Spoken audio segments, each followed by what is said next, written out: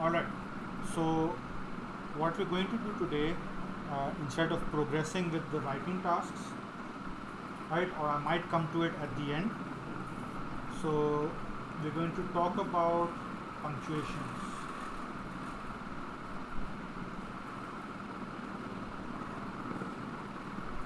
Oh, sorry, my whiteboard is lagging. Alright, so I restarted my whiteboard, it seems to be okay now. And so as I mentioned,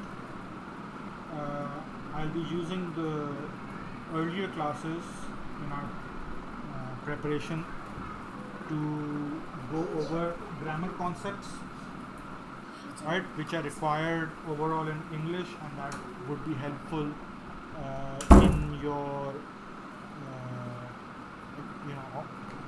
exam. They'll be mostly focused towards the writing. The writing is not intensive, uh, but some minor things that would be helpful to keep in mind.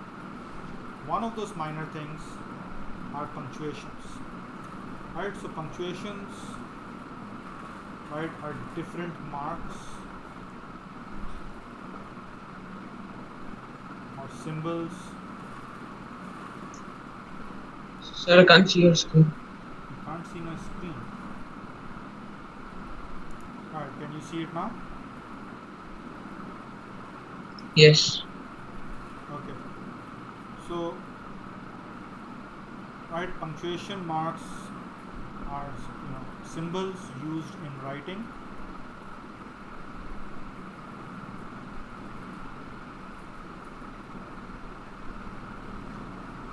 to separate sentences or clarify meaning, sentences or clauses, clarify meaning,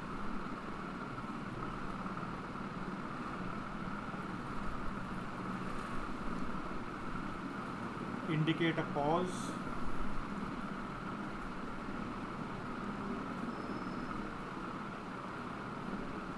or emphasis.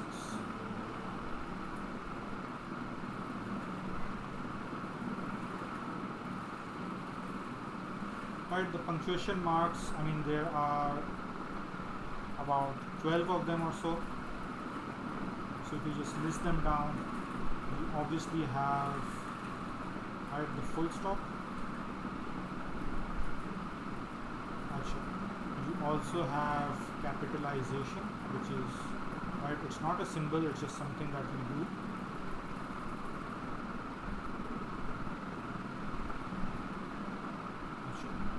Then we have the question mark,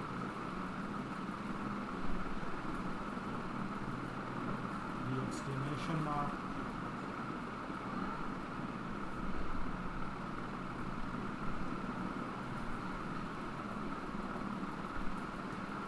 we have the comma,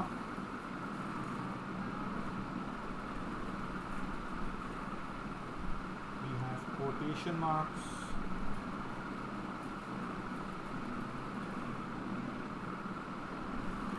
we have the colon and semicolon, we have the apostrophe, and we have the hyphen and dashes. Now, as far as your exam, the writing portion of your exam is concerned, what you'll be needing more for proper writing is obviously full stops, capitalizations, question marks, possibly exclamation marks, the comma. Right? These are things that you will need. The apostrophe as well is what you'll be needing. And then, right, quotation marks, the hyphen, dashes, and the colon and semicolon, you might use them depending on what you're writing, right? If you want to refine your writing, if you want to add effect to your writing, or if there's something that, for example, one of the usage of quotation marks is to, for example, mention the name of something, right? And so if that's how you're writing it, then you may want to use quotation marks again, right? So those may or may not be, but these 5 punctuations are something that you would want to understand how to use properly, especially the comma, right? Especially the comma, because the comma has a variety of uses, and so we want to understand how those work. So number 1, right? I'll say A for this one is capitalization. Right, now if you remember the last class, capitalization did come up as one of the areas where, right, we made changes in your writing the informal email. And so capitalization, right, one scenario is obviously at the beginning of a sentence.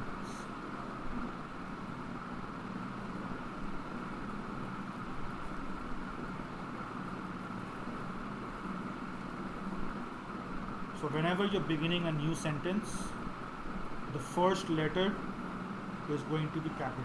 So you take any letter, any sentence, the first letter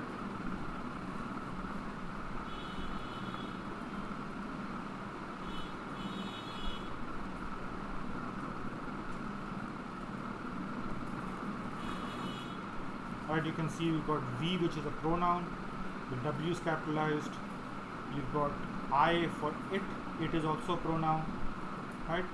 And so, right, the I is capitalized because these are 2 separate sentences and a sentence begins with a capital letter. The second scenario is when you are using proper nouns.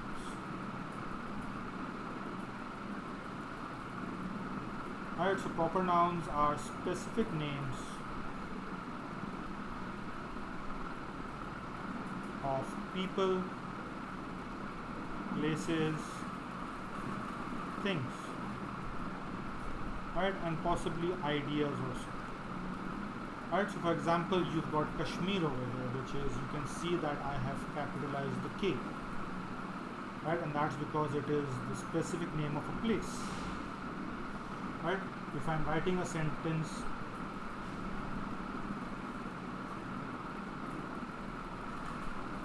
Bilal is ill, right, with malaria, for example.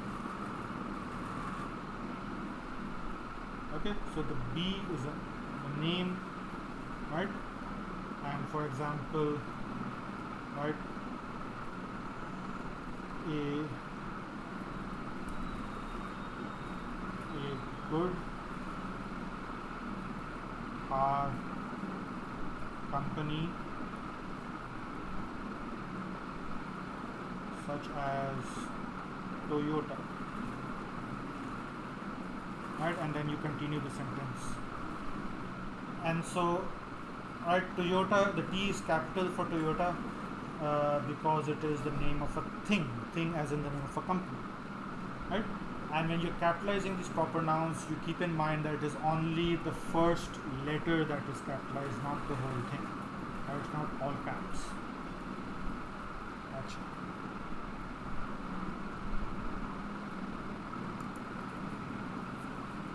Then you have 1B, which is the full stop.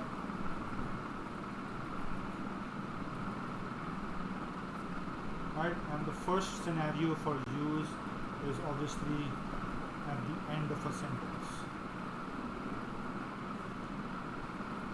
Alright, now why does this need to be highlighted? We know, but still, right, there are certain cases we need to understand where does a sentence end.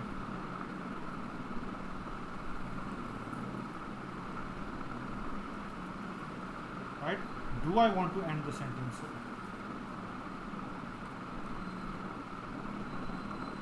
Right? Do I want to start a new sentence following, right? And so yes, it comes at the end of the sentence, but we need to make sure that when we are putting a full stop, the sentence is complete.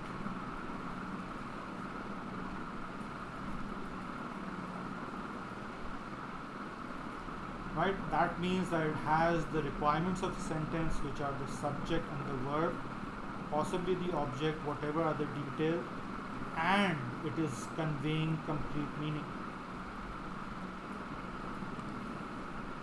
Right? So each sentence should be should be giving a complete meaning. Okay. Right? Only then do we put a full stop at the end, and that too, right? So we can have longer sentences. So when we talk about sentence structure later on, right? You've got simple, you've got compound, you've got complex sentences. So there are different sentence structures. Simple sentences are generally short, compound sentences are longer, and complex sentences are even longer still. So I'm not saying that the sentence should be short. I'm saying that the sentence should have all the information that you want to give, and that each sentence should have at least, complete meaning on its own. Obviously, you join sentences together, and that makes a paragraph, and then the paragraph has more meaning, and then paragraphs to paragraphs give you a text, and the text has even more meaning. So obviously, the more you write, the more meaning you are trying to convey.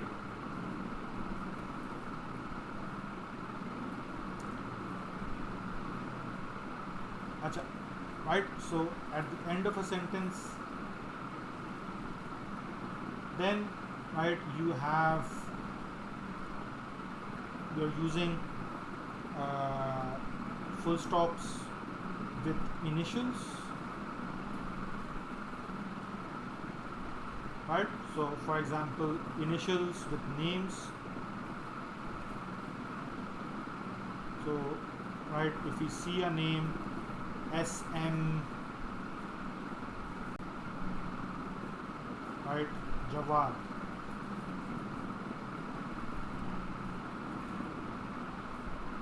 right? And so in like the culture of Pakistan, normally the S stands for Sayyid and the M stands for Muhammad, right? And so those are understood sort of, right? And so when people write their names, they don't write it out in full. Sometimes they write it in so they use initials, right? And so those initials that are generally understood, culturally understood, right? So SM Jawad, that means this person's name is Sayyid Muhammad Jawad, right? And so these understandings are different in different countries and different cultures and different, right? So there is no like sort of standard for that in terms of names, right? For titles, right, they are used, for example, instead of writing doctor, you're writing DR, which means doctor, right? Or you are writing JR, which means junior, or SR, which means senior, right? And so abbreviations of these titles, full stops are also used, although I read that this is a fading trend. So people are not using full stops after these initials, right? They just write DR and whatever, right? Or JR or SR, right? So they're not using full stops after these. So obviously it's a language, it's evolving, things change over time, so this is one of the things that will change. Right, so if you're going to use initials, if you're ending a sentence, you want to be using a full stop over. Next, we have the question mark. Right, now I'm not keeping good track of which color I'm using to write, so I'm just changing the color as we go.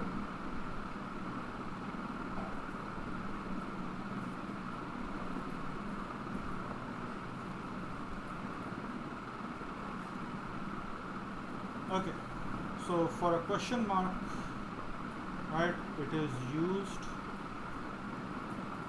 to clarify that a question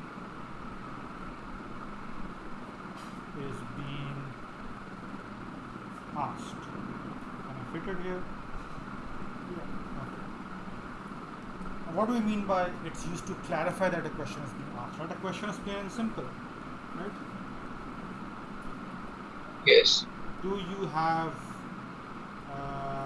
let's say, right? You're in UAE, right? Yes. Right. So, do you have 100 dirhams to spare? Right? Or how will you get home? Right? You were out late with your friends. There's no longer any bus service. Right? Taxis aren't coming by. How will you get home? Right? And so these are very clear-cut questions. So what do you mean by clarifying? Well, one thing, yes, I want to, right? I mean, a question is not only defined by the question mark, right? These are question words. So, for example, right, you've got what, why, where, when, who, how, do, does, did, right? And is, are, was, were, has, have, had, right? Will, would, can, could. So all of these can be, right? So the W5H, that's a 5. So the W5H, the what, why, where, when, who, and how, these are question words, clear and simple. But the rest, right, the do, does, and all of the others that I've listed, these are words that can potentially be used as questions. Okay, so there are other indicators of what a question is, but sometimes the words that you use don't make it clear that it's a question, and so you add a question mark at the end to clarify that yes, what I'm asking is a question. For example, you have the sentence, so you are Ahmed's cousin.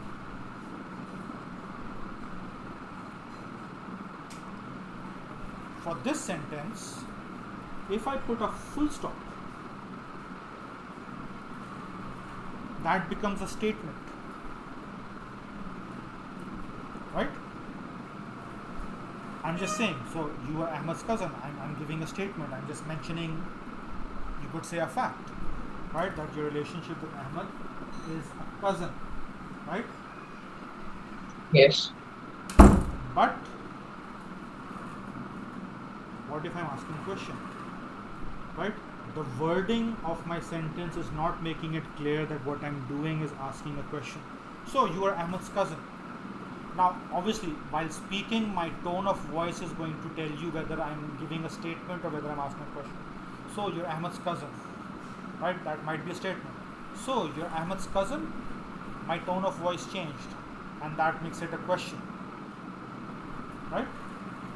But in writing, we don't have the tone of voice, so we need to use the punctuation marks. And so to clarify that I'm not giving a statement but I'm asking, right, I need to put that question mark over. Okay. Now, right, I could possibly change the wording around.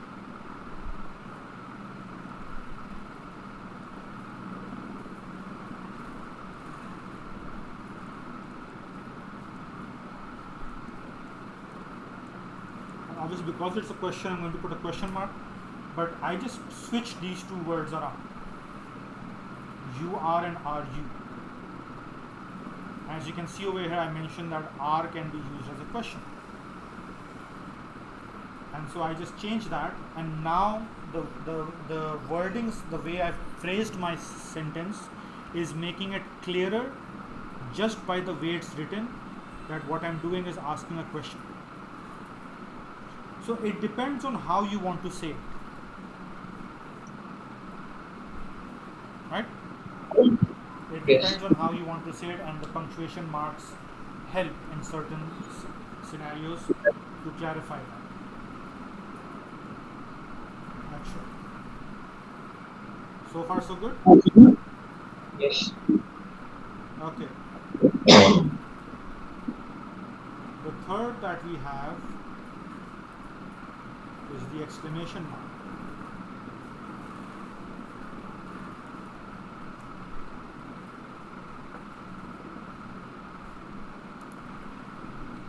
So the exclamation mark is used to indicate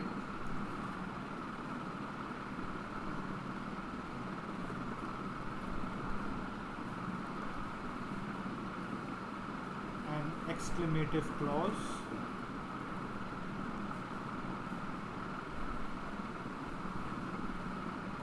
right, or it's used right as an expression in informal writing, right? So indicate an exclamative clause or expression, meaning or exclamator expression.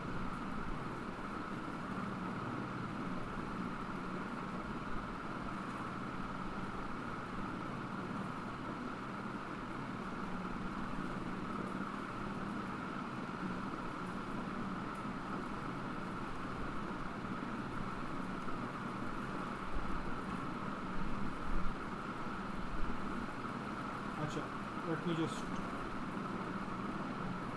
correct that.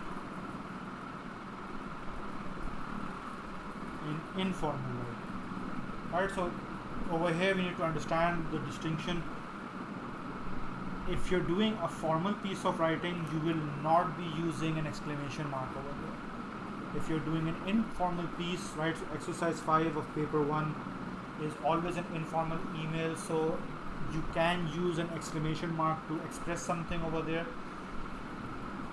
And exercise 6, depending on what task is given to you, right, whom you are going to be writing the article about, or to, if it's a school magazine, or right, the report or the review.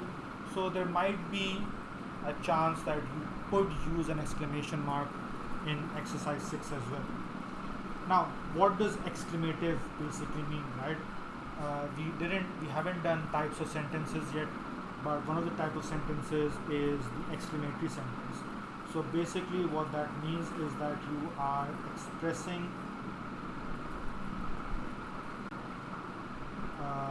let's say strong feelings or emotions.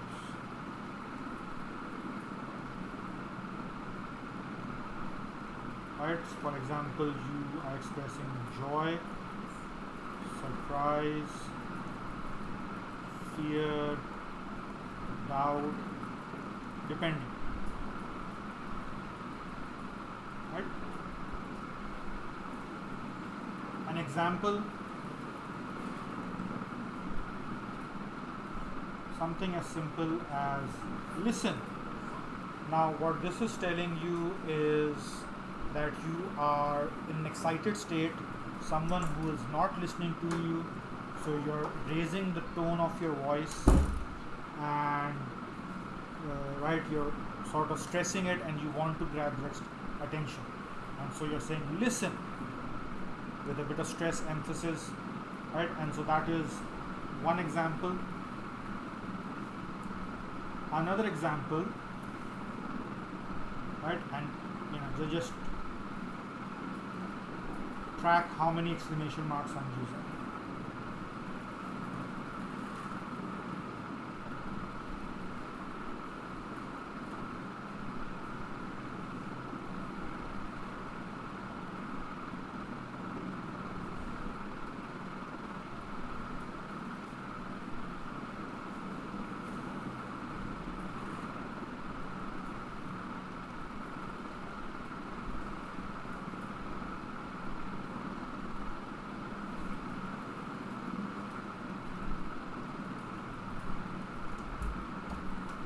as you can see,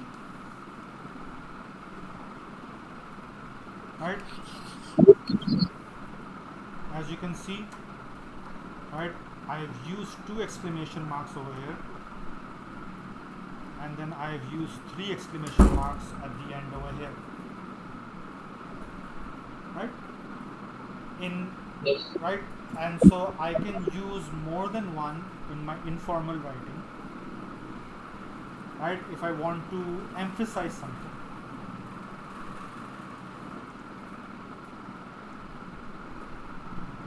Right, so we can use more than one exclamation mark, again in informal writing, to emphasize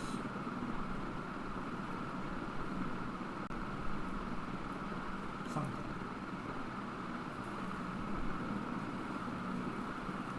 And in this particular sentence, right, this person, whoever it is emphasizing that they don't want to call her, right, and they're not looking forward to it, and the reason is because they talk a lot, right, and so if you call them to ask them about a recipe, for example, and it's like a 5-minute recipe and they'll talk for 2 hours,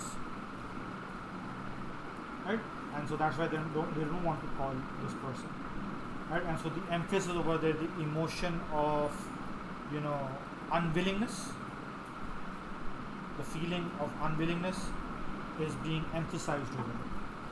That does not mean, right, you use 2 exclamation marks over here, then 3 later on, and so, right, that does not mean that you can add X number as many, right, so 2, 3, depends, right, professional writers, seasoned writers who write books and, you know, novels and stories and everything, may use more in certain cases, but it's not something that you want to do very often, right, because 2 or 3 basically is indicating strong emotion or strong feelings being expressed, as right, obviously stronger as compared to just using a single exclamation mark.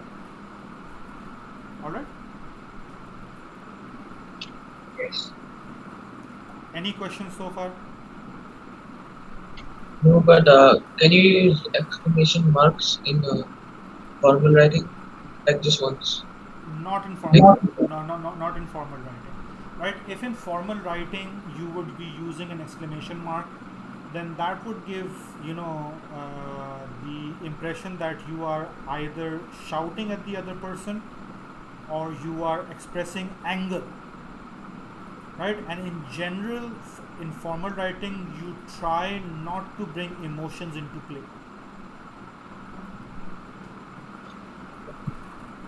Okay, so you try to be emotionally neutral, right, so for example, if you are writing a letter of complaint to some company or restaurant, and so, right, that will most likely be a formal piece of writing, and even if you are annoyed, even if you are angry at something, you try to be very neutral in your writing. If you add an exclamation mark, then that would express, you know, as I said, anger, or that you're shouting at the person, or very strong, even like a single exclamation mark in a formal piece of writing will express very strong emotion, because in formal writing, even like its added effect is because the words and the sentence structures that you use in formal writing are also different, and so they have a different effect when you're reading it. And so even a single exclamation mark would, you know, completely change the tone. So it's not something that you want to do, especially in your exam. Especially in your exam, because, you know, we're learning English. Hopefully, this will be useful to us later on in life. General English usage whenever we have the need for it. But because it's an exam, there's a certain criteria, there's a certain syllabus requirement, and so, right, we have to work according to that syllabus and criteria to get the marks, to get the grade. That is unfortunate, but that is how it is at the end of the day. Alright? Yes. Okay.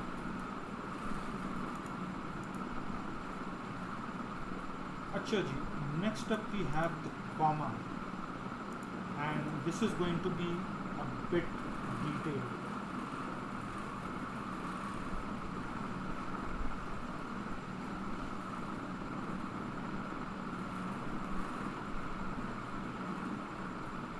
Right?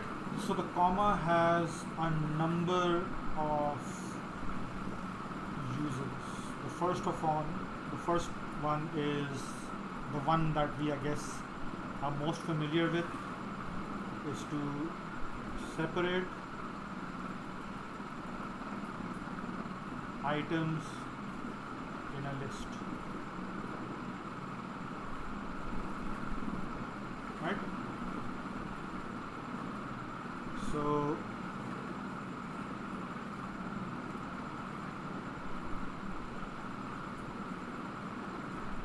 for example, we have the sentence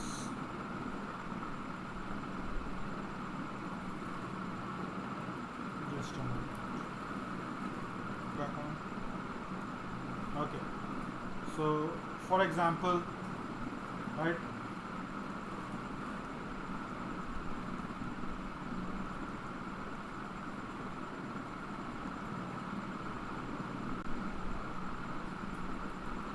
it is important to write in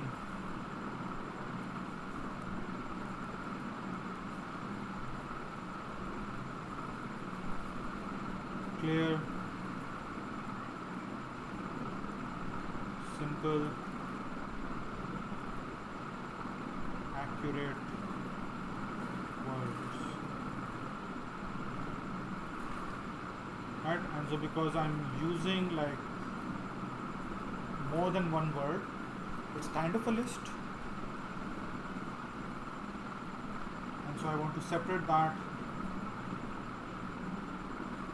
using comma, right? So similar words or phrases even can be separated using commas.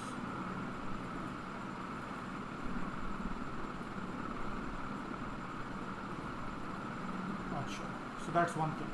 Another thing is if you've got a sentence where you are writing down a list and then you're using and or or something like that, then for example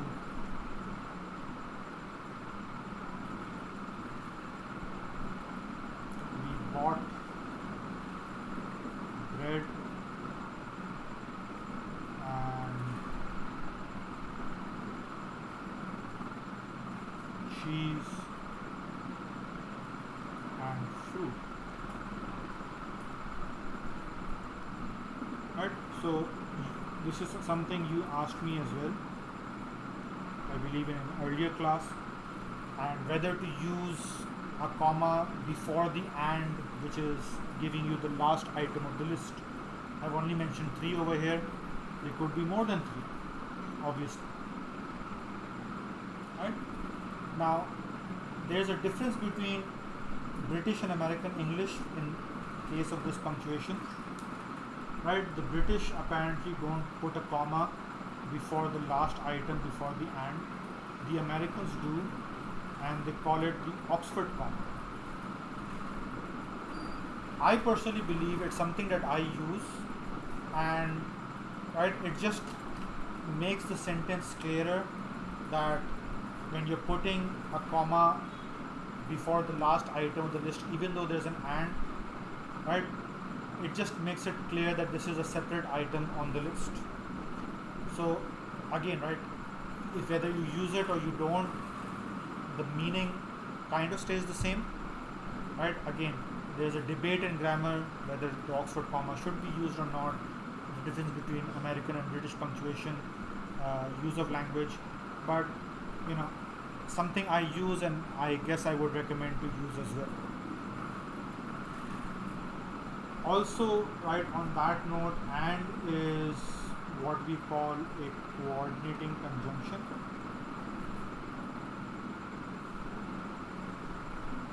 Yeah, but so in the first sentence you didn't use and after. So Uh, for there, that. yes, there are certain cases where you don't need to put an and or an or something like that. You just end the list like that. Again, right? So these are nuances. These are like subtle differences in the use of language, in the formation of sentences. That, I mean, there probably is a grammatical explanation as to where you can do this, where you can't, why and why not. But you mostly pick this up while learning and experiencing the language, right? So the more you read, because we're talking about punctuation, so the more you read the different type of texts by different writers, and so the different types of sentence structures and use of words and punctuations you will come across, and so you will learn when and where and how can I use a certain punctuation and form a certain, a sentence in a certain way, right? So language is, the basic and best way to learn a language is not through the grammar but through use, right?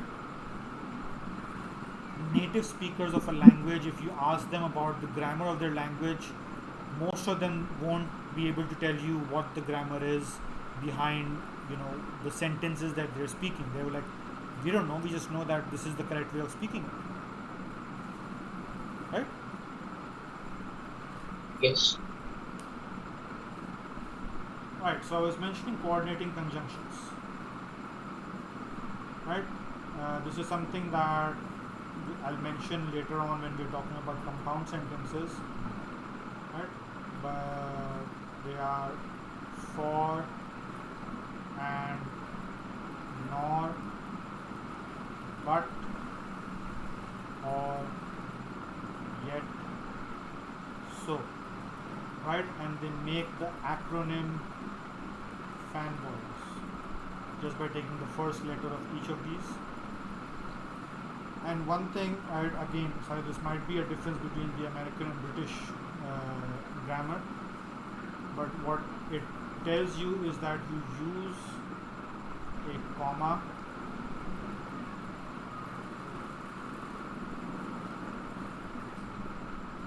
before the conjunction.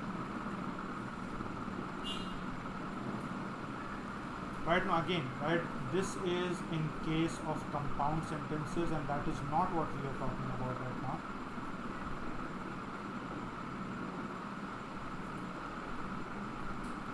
And so the use of and or but in a list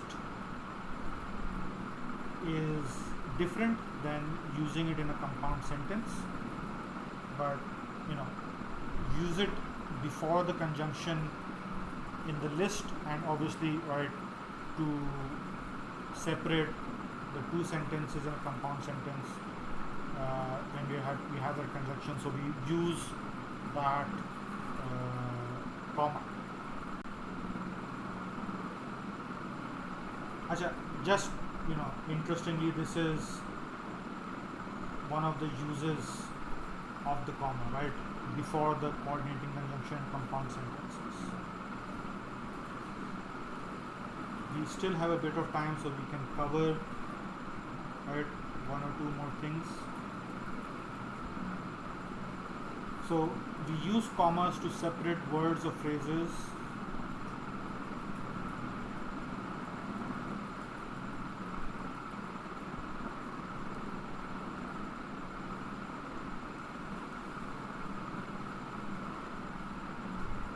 Where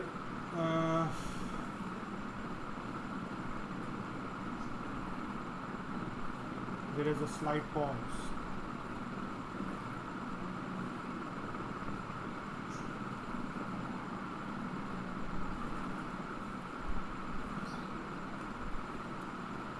So sometimes, right, when you're writing a sentence, you don't want to end the sentence, you want to give a slight pause. The reason for the pause may be because it's a long sentence and you want to give the reader a bit of, just take a quick breath, or it might be for effect, to put emphasis or to put dramatic effect into the sentence, and your sentence is not complete, so you're not ending the sentence, and that's why you're not putting a full stop. It's coming in between the sentence. So an example for that is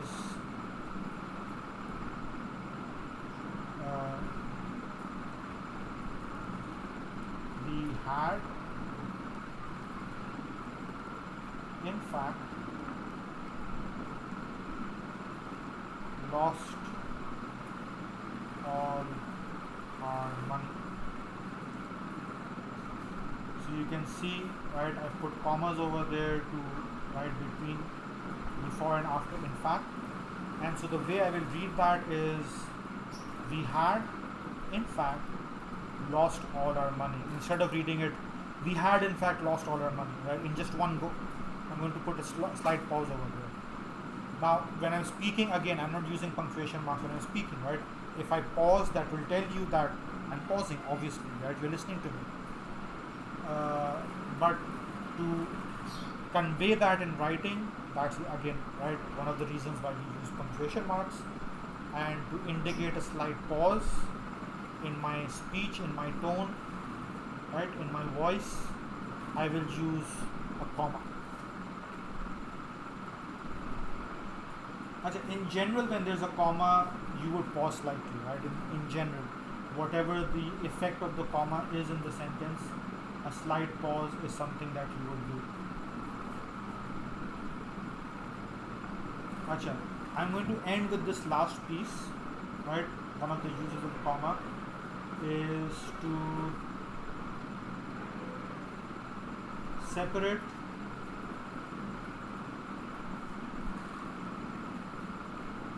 additional information in a sentence. Right? What does that mean? For example,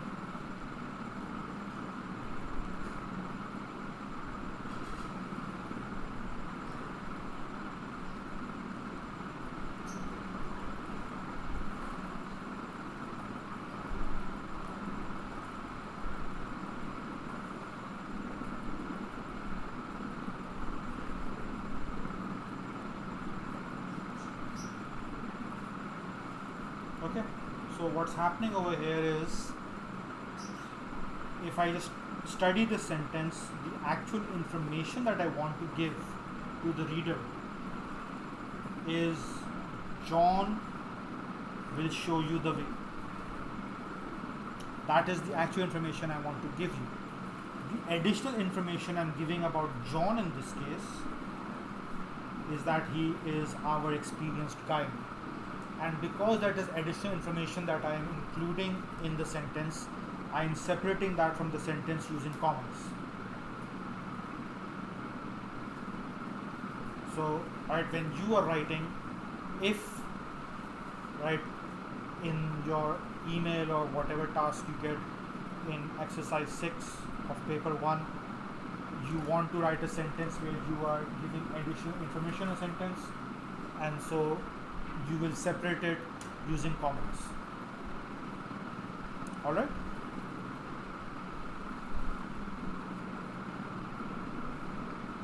Yes. Okay, so that's it for this class. This will continue in our next class on Friday, and because it will be the weekend, I will try and, if you're able to complete the topic of punctuation, that's good.